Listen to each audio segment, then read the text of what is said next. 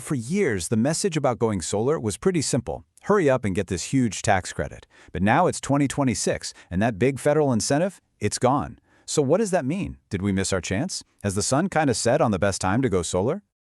So that's the big question, right? Is it really too late to make a smart move and get solar for your home? Now that the biggest federal incentive is off the table, it totally feels like the boat has sailed.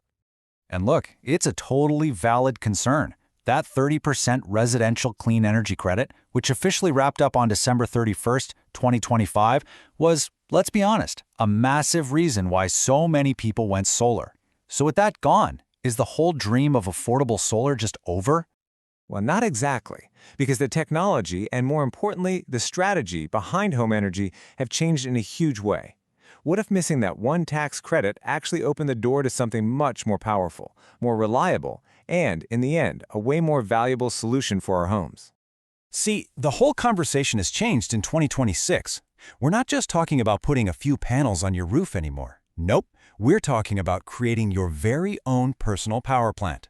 It's a shift from just one component to a whole integrated system for your home. Okay, so this modern system, it basically stands on three main pillars. First, you've got generation. That's the panels doing their thing. Second, you have storage, think home batteries. And third, you have intelligence, the brains of the operation that manages everything. Let's break each of those down. So let's start with the foundation, the panels themselves. Inside these panels are something called photovoltaic cells. When sunlight hits them, boom, it creates an electric current. It's this really cool, simple process that basically turns your roof into your own private source of clean DC electricity. That's step one, making your own power.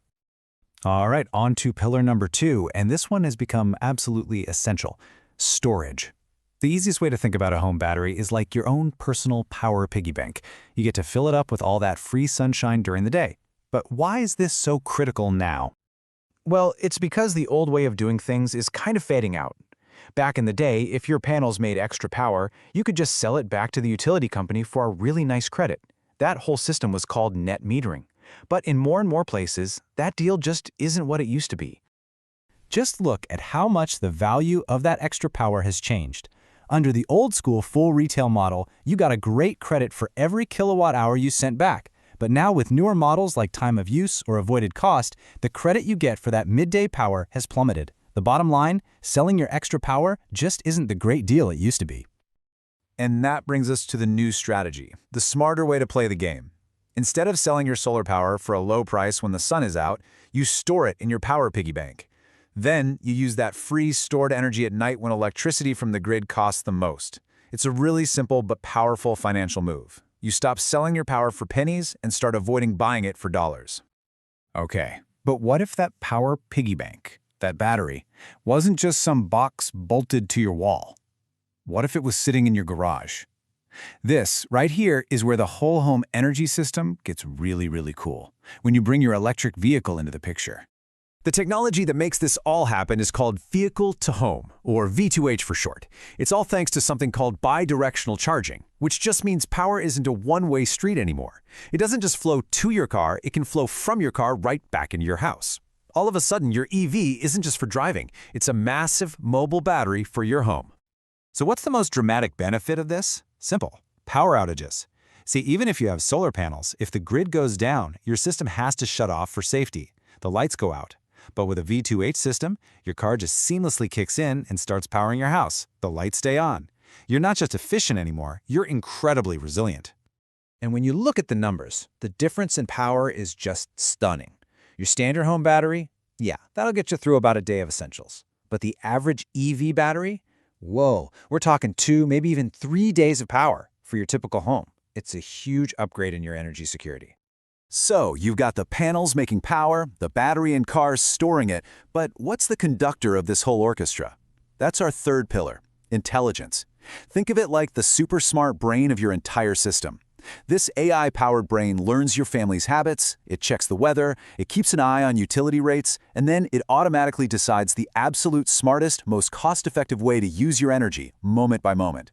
It's the key to making the whole thing effortless and saving the most money. Okay, so we've seen how the technology has completely changed the game, creating this whole new way of thinking about home energy. But it all comes down to one really personal question.